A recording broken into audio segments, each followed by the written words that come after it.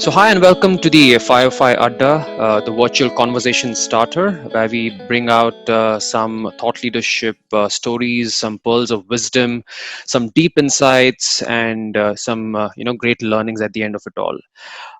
Today's episode is very special because we'll be talking about an age-old tradition of India, which is yoga, and we have a very special guest on board who will be taking us through these discussion points. So let me just quickly introduce you to Deepti. Deepti is a yoga evangelist and the founder of Lyrical Yoga. Hi and welcome, Deepti, to the Firefly Adda. Namaste. Hi, Thank you, Kushagra. yeah. So thank you for coming on board. Interesting times, the pandemic situation, people locked down, a lot of anxiety, a lot of, apprehensions and a lot of unknowns. And I do believe, since I also, sort of pick up yoga and practice yoga, it is one of the most vital, methodologies and age-old forms of, being fit, being, mentally calm. So, do you believe yoga is one of the mediums of being and a catalyst of being holistic fitness and being mentally fit and mentally sound? Is that a catalyst or a medium for that? Yeah, you could say that.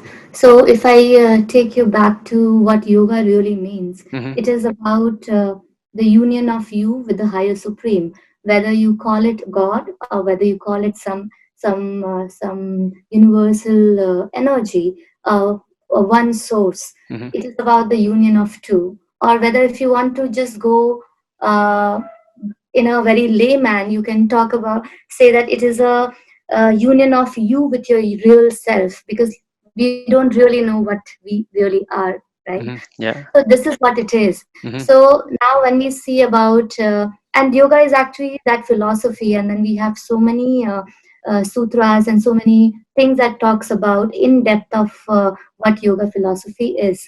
But we do have yoga gives us those tools to Hmm. be able to find that connection of going inward.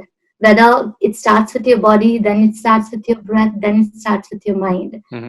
So, there are different layers which you slowly unveil yourself to, because we are not just one body. We say there are Panchabhutas, five Yeah. layers of your body. So Hmm. it is about slowly and slowly exploring those to be able to know the real reason of what the life is, and those bigger questions. So So, when yeah, yeah. sorry, go ahead. So when you talk about the health and fitness, Hmm. definitely, because it is about to start with the physical body, we're trying to control and get bring our physical body to our control. Then we are looking at the our prana, our breathing, and then we're slowly moving on more to our mind, because uh, uh, what hatha yoga, is Hmm. one stream of yoga. It came from Raj Yoga. It talks about maybe not directly, if we cannot control our mind, maybe we go backward. We start with the body, then we move on to breath, and then we start to control our mind. So this is the way, slowly, step by step, we are progressing to reach to a place where we can find that stability and that quietness in the mind. So, So so it is, an amalgamation of mind, body, and soul, and finding a balance between all the three. Is that right? yes, exactly.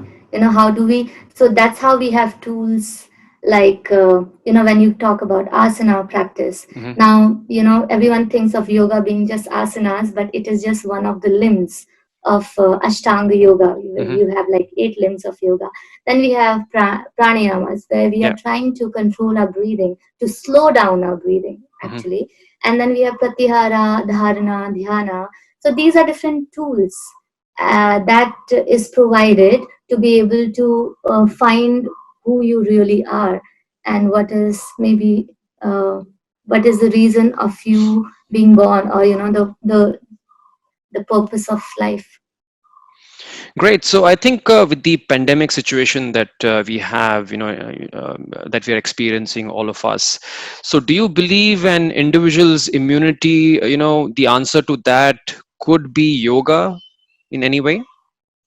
Uh, Yes, because I feel that, once when you look at different practices, if you just go on to asanas, pranayama, meditation, uh, you are using all these practices to build your immune system. Hmm. So, just to talk about immunity, immunity is when all the systems of your body are working, functioning properly, right? Hmm. If one function, say digestive system, is not functioning properly, then you will start having the diseases which are linked to your digestion. Yeah. So immunity is like, if you are able to have that balance of your all the systems. So we have many practices of yoga that, whether it is asana, pranayama, meditation, it is about finding that balance in your whole Hmm. system. Say, for example, surya namaskar is a great practice. It works on your own immunity system, and it works on all your organs, all systems of your body. Every 206 bones, muscles are working. Hmm. So one of the beautiful practice that asana practice brings in, to be able to keep you not just physically but physiologically, mentally, emotionally well and balanced. So that was my next question. So you mentioned about Surya Namaskara as one of the asanas, to keep, yourself pretty balanced when it actually comes to, being immune to external, viruses or any other external factors. So my question is, what kind of asanas and, what kind of pranayamas, should people really follow, to improve their immunity and, to build a shield against these viruses, which are, very prevalent these days. Yeah. So, like I said, to start with, Surya Namaskar is a great practice Hmm. because it works beautifully. It Yeah. has 12 postures, which is synchronized with the breathing. So, you are working on all the muscles of your body. Apart from that, we have different. See what is happening at now. If you see about specific to the virus, they are impacting directly. To start the first defense for your body. Hmm. So, anything, say inversions or forward bends, um, say downward facing dog, is a great practice that will help you build that immunity on your sinus, and build that help you with that congestion. So that is great. For, say, for your lungs, like, it is you need to do practices that will help you expand your lungs and help you increase the capacity of your lungs and bring in more blood flow to it. So Hmm. any heart opening exercises, postures, like bhujangasana or ustrasana, fish pose, Hmm. matsyasana, they are great to expand the lungs. And pranayama, say bhastrika pranayama, is a great practice which Hmm. is using a lot of your thoracic region to breathe. So that is beautiful. Then when you talk about, you can look at a lot of twists, spinal twists. It is great for you to have a better digestion. And a lot of diseases happen because of the toxins which are in the body. And Hmm. all the spinal twist will help you, throw out all the toxins from your body.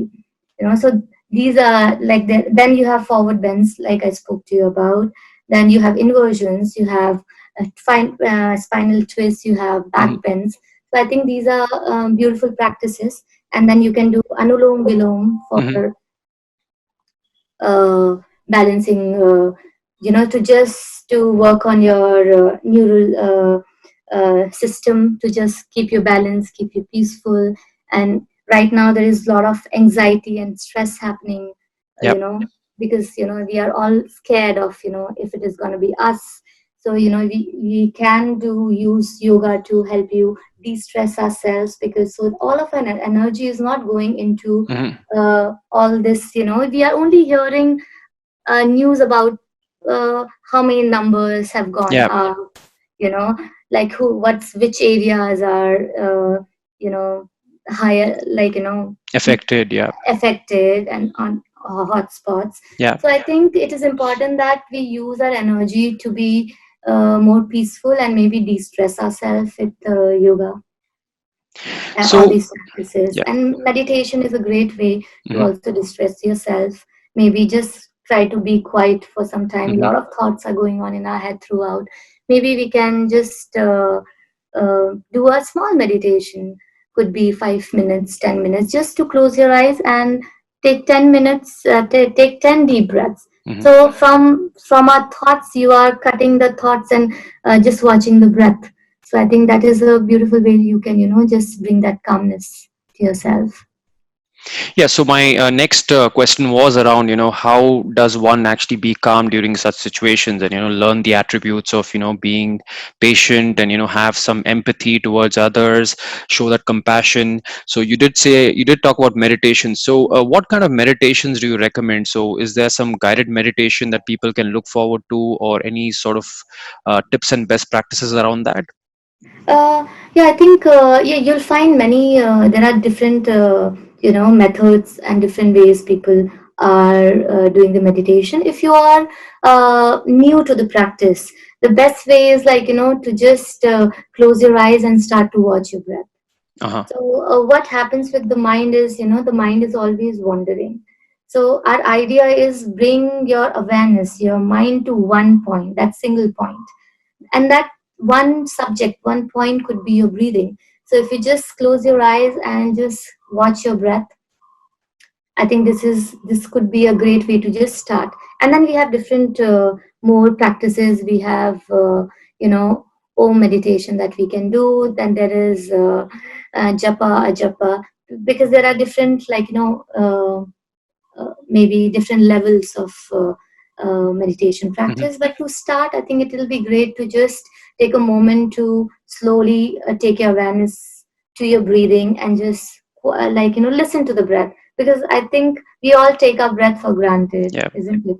So Yeah. maybe if we just spend some time to just become aware of breathing. So you mentioned about awareness and mindfulness, right? And Yes. just from my personal experience, I too practice yoga, and Yes. the challenges that I constantly face is the synchronization between breathing and getting your posture right, right? When you actually practice Yeah. different asanas, Yes. so that has been one of the most challenging sort of scenarios. Yeah. And we always tend to take it for granted that we may be doing this right in a certain way, but there could be scenarios where we may not be doing it right. So how long does it actually take to sort of master and get that right, the synchronization between your breathing and getting your posture right? Uh, yeah, really. So I think it always happens. So you're talking about when you are doing an asana Yeah, practice, yeah, is yeah. it?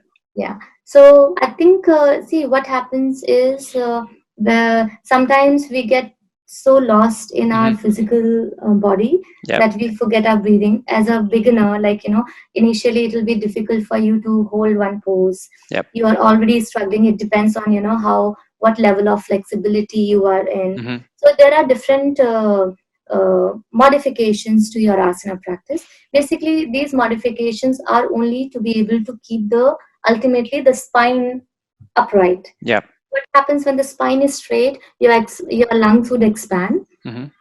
It is not like contracting, like you're not sinking in. So the minute you expand, open, you see the chest is expanding. So it will facilitate you to breathe little deeper. Hmm. So then, and slowly, when you get used to the asana alignment right, and if your spine is right, then you'll start to breathe also deeply. And definitely, idea is once you are in a pose, you just make sure you get back to your breathing. That is something that all the beginners, they struggle a lot with the physical, asana practice, the alignment, that Uh-huh. they keep forgetting the breathing. So Yes. my only advice would be like, yes, the spine, once the alignment is right, spend a little more time into the pose and maybe see how you're breathing, because that's where once you slowly experience the breathing within in the asana practice is what is a real asana practice. uh, because asanas are the preparation for pranayama. If you look at hatha Hmm. yoga, Yep. so your asana practice is what is helping you to breathe a little deeper. Hmm. So any posture where if you're not really aware of your breathing, it could just be at any other kind of stretching. So make sure you breathe, and within time, if you're conscious about breathing, you will feel that within few time, like few sessions of your yoga asana practices, you'll get better with your breathing, and you will slowly explore a different dimension of that pose. Still, uh, even in a simple pose like trikonasana, Hmm. triangle pose, I experience something different every day. Yep. A different part of my body is opening. I'm breathing differently, and I think that is the beauty of the yoga practice. That it you will keep exploring yourself throughout. So, what are a few of the basic sort of yoga asanas that people can actually sort of perform during these lockdowns? Could you just maybe shed some light around that?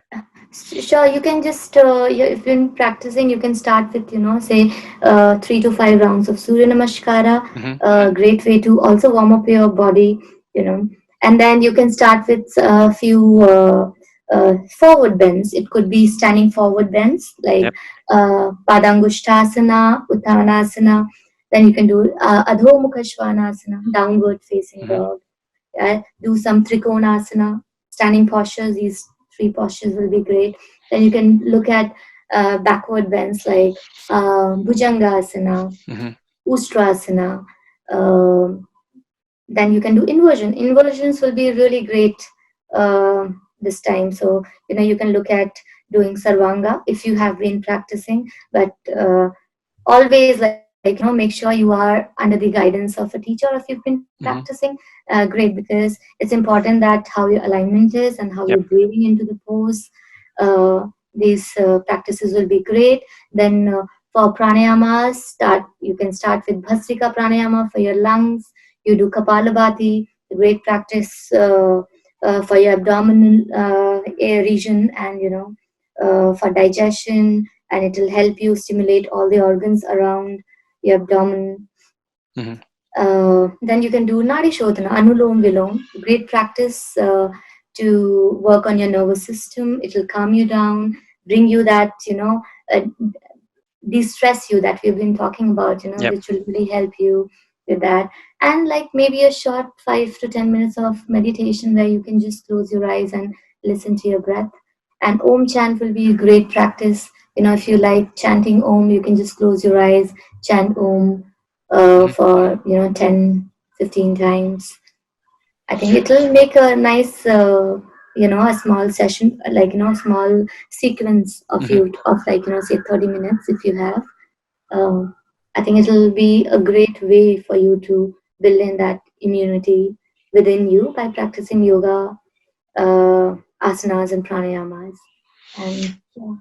So I think these are some great tips, Deepti. So just coming to another important aspect of holistic wellness and lifestyle, I think nutrition and hydration plays a very very important role in our day to day lives. So any recommendations around these 2 points during these times? Um, so I think the good thing that's happening is like all of us are trying to eat food at home, cook our own Yeah, food. yeah. So I think that is good. I think it'll be a good time to. No, I also know that a lot of people are also really busy because they Hmm. have to take care of the house, Yeah. they have to of the work, and if you have kids, it's Hmm. going to be really challenging. But Yeah. if you have support, great. If you have your husband, wives around you, that'll be great. But I think eating, like having good food, having right nutrition, like all, like say protein, a balanced diet. We call in yoga we talk about it as a sattvic food, Hmm. Yeah. wherein you have a balanced diet. Eat all the vegetables, all greens, have all the nutrition where it is. But it is also important that you are able to cook your own food, Hmm. and then the energy that the sattvicness that you get out of it is not what you can ever get it from outside. So that will be great to able to cook your own food. Make sure you're eating different pulses, uh, different vegetables, Yep. and like vitamin C. We've been talking about having proper fruits are very important. If you can have like fruits in your Hmm. diet. Uh, and having lots of water, like we talked about, you might hydrate yourself. You feel that you're just sitting at home and then you're not doing much, so you might not need a lot of water, but Mhm. the body does need sufficient amount of water. And now the summers are coming, you're Yeah. going to sweat a lot more. So definitely, like, uh, at least 3 liters, Hmm. should, like, 2 to 3 liters every day. Make sure, like, fill your bottles. Yeah. Not that right now. I know a friend, they have an app where Hmm. they have, like, they will remind you about the drinking water. So Yeah. it's nice if you can have that. Otherwise, always keep, maybe keep your bottles in different rooms, Hmm. and with your study, if you're, and keep sipping water. Yeah. Now, for a very, very fascinating sort of a question, lyrical yoga. So, you are a founder of Lyrical Yoga. So, this is something that I haven't heard. Maybe a lot of us, who will actually watch this video wouldn't really have heard about this. This is sounds very fascinating. So, what is this concept all about? And, what are some of the benefits of practicing this? So, can you maybe talk a little about this? Sure. So actually, lyrical yoga is a blend of yoga and dance. Hmm. Basically, when I talk about dance, it is more of the fluid movements, bringing that ease in your movements when you are doing any vinyasa flow. Hmm. Um, I started it. It's been more than 5 years. 2014 is when I started it. Hmm. Just I have a background in contemporary dance, so there are some techniques in contemporary. We talk about the release technique, Hmm. where you're using a lot of, it is based on the principles of ease in your movement and Hmm. fluidity. How you can use your body weight to be able to release that tension from your body. Hmm. How it all came about was that, when you see people doing a vinyasa flow session. Vinyasa flow, again, is a form of style of yoga. Hmm. So little yoga is based in the foundation of vinyasa flow, where we are constantly are aware of our breath while we are moving from one posture to another.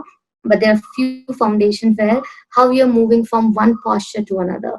Say, for example, if you are in a downward facing dog, and you have to move to warrior one. Hmm. So there's a from going from one posture to another, easily it takes like few 2 to 3 seconds to get into that. Hmm. But we are never aware of those.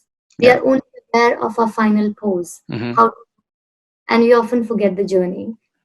So in Yeah. that minutes from one posture to another, the muscle engagement, the shifting of the body is shifting constantly, Hmm. and how to be aware of it. And this is what one of the things that we focus on. And then, when you are doing this, a lot of time we have a lot of rigidity, we are holding our body. Hmm. But do we have techniques to release it, just let go a little bit? Hmm. How we are, when you exhale, you feel that let go. But how is it that you are able to let go with your body while you are moving? So it Hmm. is, this is one technique, and you're using a lot with the momentum, how the gravity can help you. A lot of time, how you are able to surrender yourself. We also talk about the control and the surrender, Hmm. engaging and the letting go. You'll find in some of the postures where say, for example, it is warrior two pose. Your lower body is nice and firm and strong, but the upper body can release. Yeah. So it is that the balance between engaging and the letting go, the balance between the control and the surrender.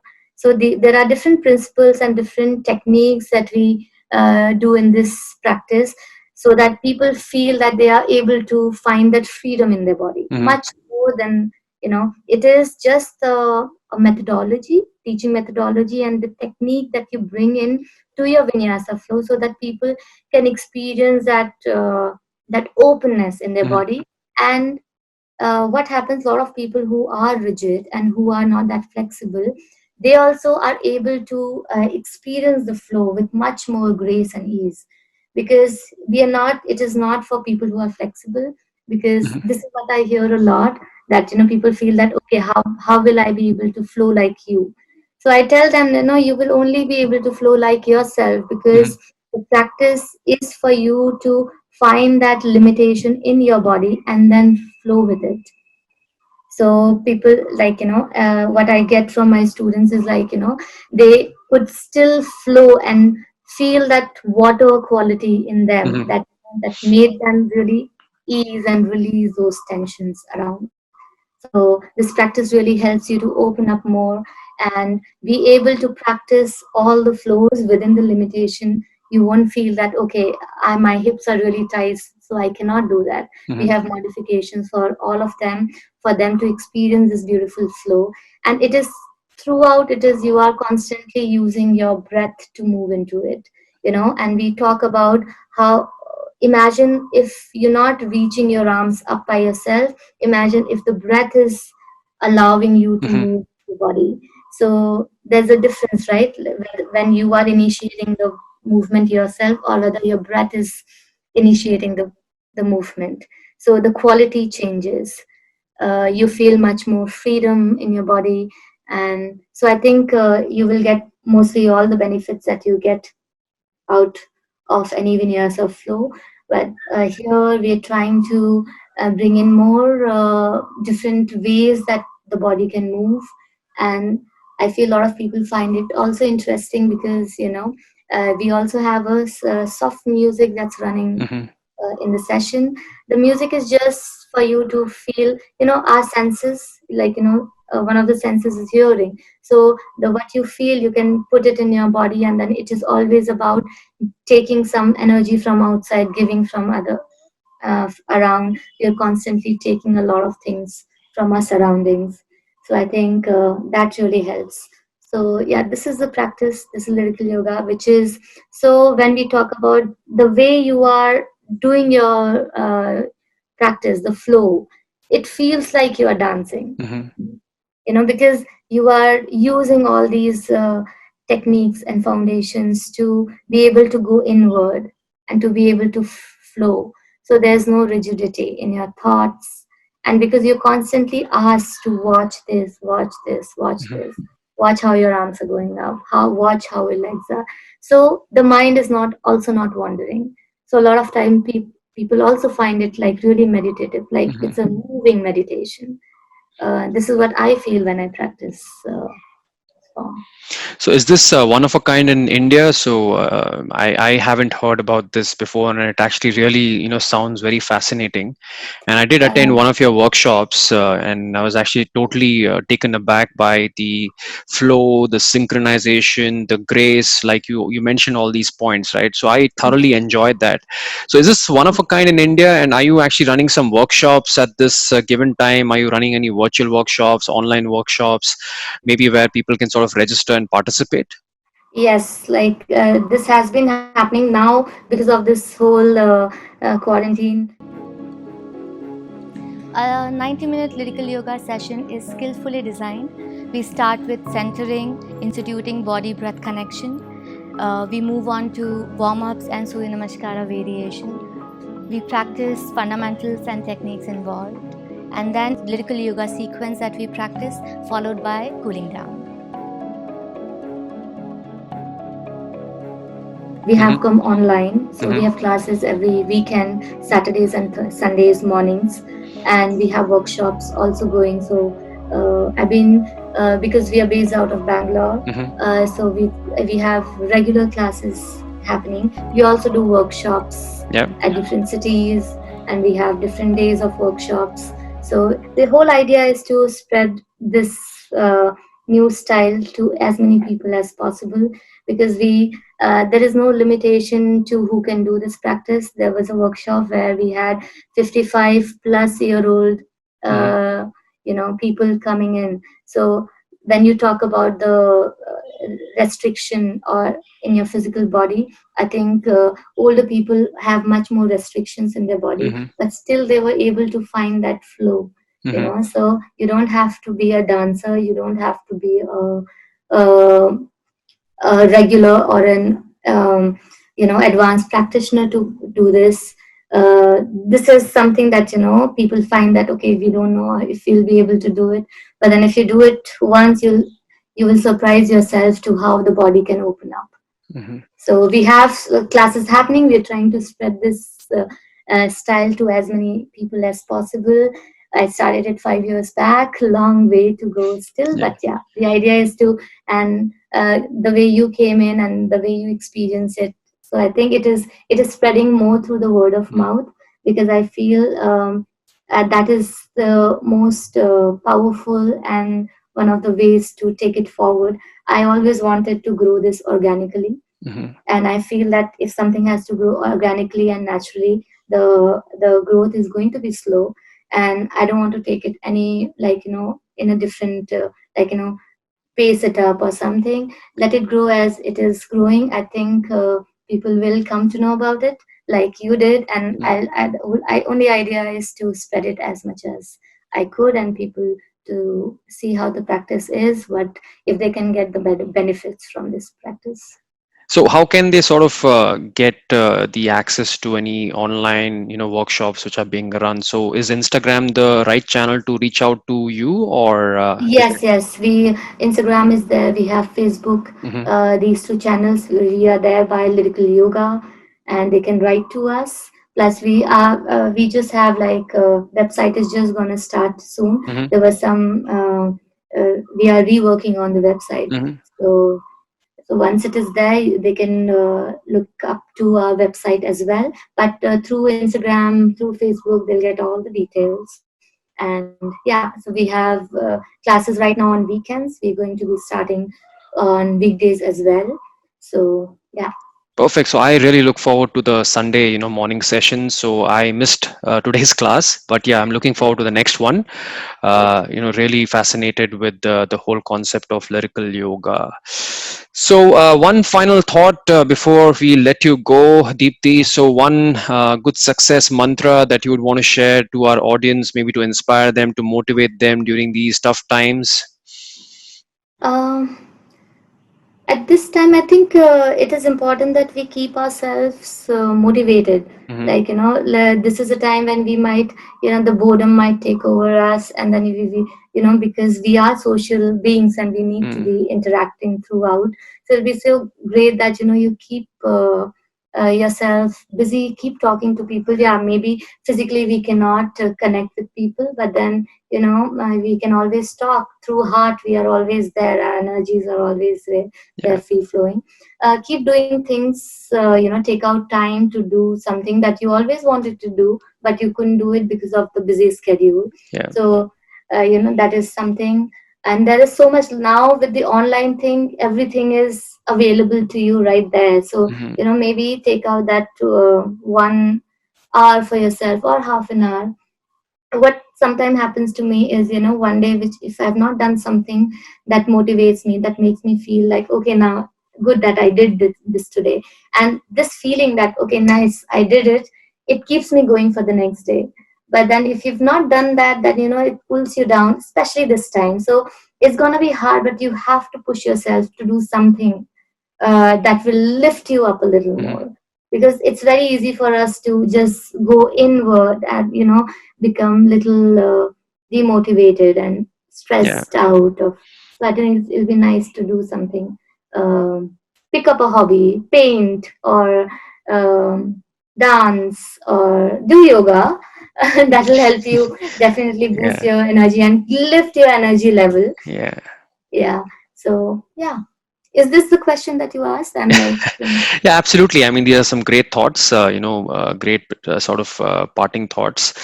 Wonderful catching up with you, Deepti. Thank you so much for making it to the Firefly Adda. And I'm sure the thank you so audience much, here would Kushagra, have, for yeah, having me here.